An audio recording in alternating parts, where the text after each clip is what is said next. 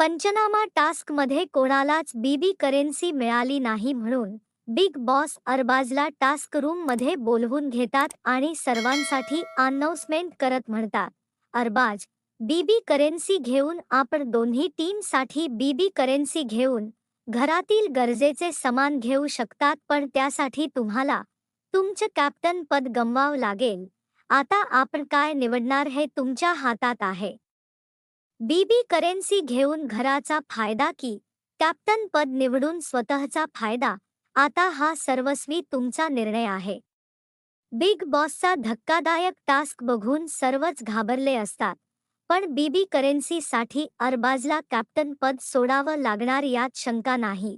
तुम्हाला a team आणि बी team बद्दल काय वाटते कॉमेंट करून नक्की सांगा.